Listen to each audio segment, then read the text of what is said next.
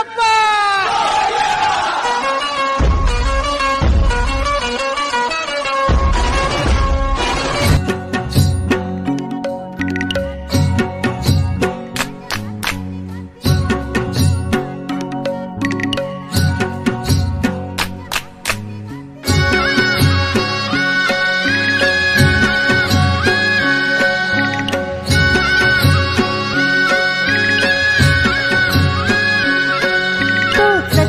सोन्याचा कर कोणाच्या हाताचा, तो चकचक सोन्याचा कर कोणाच्या हाताचा.